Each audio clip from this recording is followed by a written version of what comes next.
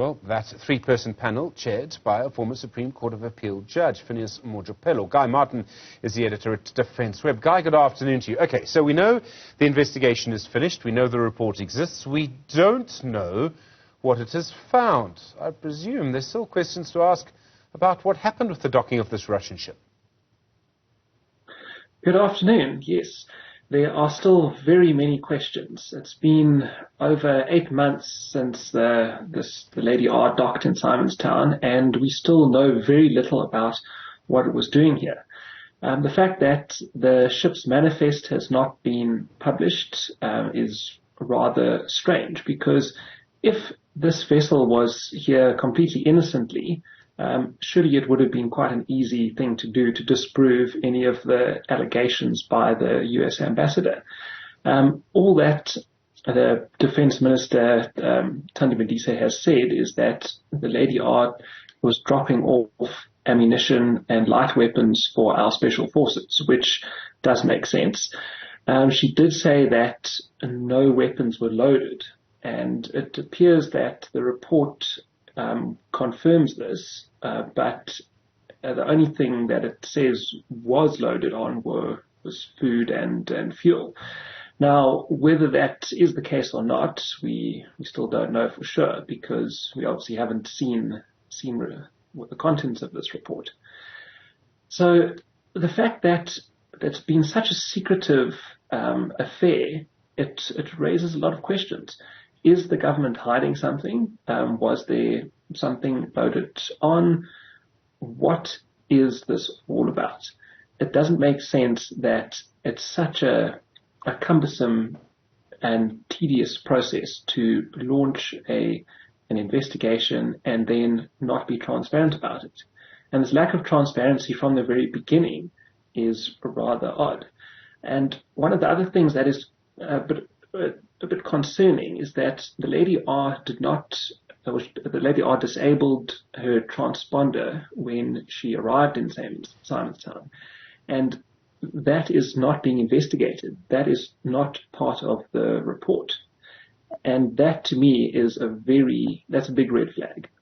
Usually vessels that are trying to hide something will deliberately turn off their transponder.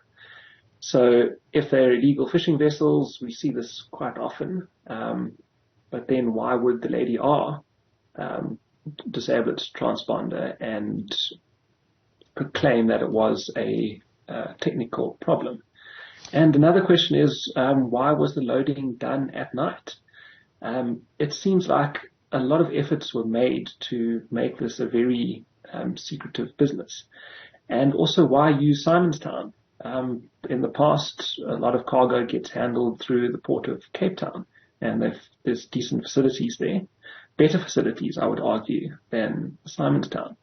So there are still a lot of questions, and I am worried that this report doesn't address some of these big questions that we still have. Guy, I mean, there's so many things to it. So there were a lot of lights on. So everybody in Simonstown, it's a residential area as well, they noticed. It's almost as if, someone was shining a light on it, because it would seem almost, if you were trying to sell weapons to Russia, Simonstown at night with lights on is not how you would do that, right? Exactly. Simonstown, there are, hundreds, if not thousands of houses overlooking Simonstown and the naval base. So it's impossible to completely secretively take things in and out of Simonstown. So there's this odd juxtaposition of obviously sending a ship into Simonstown where it's going to be observed, and then doing it at night and switching off the AIS transponder. So there's a lot that just doesn't make sense. But I am fairly certain that the government and the Minister of Defence is correct in that weapons weren't loaded onto the vessel. I don't think that the Russians need or can use anything that we manufacture. And with Denel's decline, there's not that much that is actually being manufactured that the Russians would be interested in.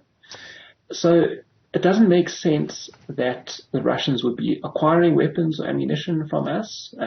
Maybe they were interested in things like electronic warfare systems or other items that South African industry is quite good at supplying. But again, if there was nothing untoward going on, why the secrecy? Why have we not seen the manifest? And why is this report not being made public? Now, we're not sure that the report will remain secret. There is a chance that Ramaphosa will release it, or will release parts of it, or perhaps even a summary. So I think this saga is still going to drag on, and eventually I think we will find some answers about the Lady R. So, I mean, there are all sorts of funny things to it. Let me come at this from another way. So, the Minister, Thandi Modise, she said that nothing, as you say, she said nothing. She used another word, but let's not use that word now. She said nothing had been loaded onto this ship. There have been other comments, I think, by her and other officials who have said that there are no records of any sales, weapon sales to Russia, I think, since 2019, certainly before the war in Ukraine started. Okay. Would there be comprehensive records of weapons stock in all of the, wherever the Defence Force, the South African National Defence Force, keeps these things around the country, whether it's Tshwane, whether it's Simonstown? I'm presuming that if you are in control of weapons, you would probably do a stock take quite regularly, and we would know if something had gone missing.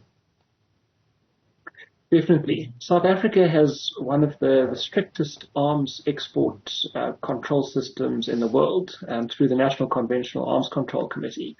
And every item of either military technology or even dual-use items, for instance, certain communication systems, sensors, cameras, and so on, has to be approved on a case-by-case basis. And the NCACC is quite strict about this, so much so that they're almost too strict, and they actually slow the process down to the detriment of the industry, but that's another topic for another day. So if something was indeed exported, it's highly likely we would know about it. And the SANDF and the NCACC, they do keep very strict records, and there are lots of controls in place. Now, the NCACC generally governs what is exported and imported by the defense industry. Now, if something was exported by, say, the army themselves, there might be a bit less oversight. So if it was perhaps older equipment, something that had been lying around in the stores for many years and wasn't newly manufactured and was given to Russia by the Defence Force, that might be a little bit easier to slip through the checks and balances. But I don't think that's a likely possibility, because the Russian caliber equipment, it's different to what we use. We generally use Western hardware, and the Russians use Eastern Bloc equipment. So there's not much compatibility there. So it doesn't quite make sense that we would be sending anything to the Russians. I also find it interesting, Modise, when she said that nothing was loaded, but that's not quite true, because we know that fuel and food was loaded. So there was stuff being put onto the ship.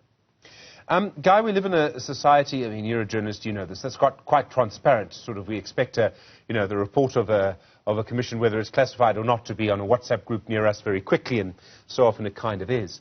Let me come at this in a completely different way. We know our politicians can't keep a secret. Can the SANDF keep a secret? What I'm trying to get to is, if something was loaded on, if the minister was wrong, and I agree with you, I don't think she was, I think we would kind of know by now. Definitely. I think that one of the strongest indications that no weapons were exported was, as you say, that nothing has come to light. I mean, myself and other journalists, we've been looking into the shipping company that was involved with the loading and offloading. We've been speaking to people around Simonstown, trying to find eyewitnesses. We've been trawling through all our contacts, asking everyone who might know something, and we've drawn a complete blank. And it's been a good 8 months since the Lady R arrived, and still nothing concrete has transpired. And so, given the leaky nature of the SANDF and the government as a whole, and the pervasiveness of technology, that cameras and so on, I don't think there was anything that was actually loaded onto the Lady R or that is of interest, apart from perhaps food and fuel, as has been speculated. Guy Martin, thank you, editor at Defenceweb. Really do appreciate the time. There's so much to look at there. Let's wait and see if we do get to see the report in the end.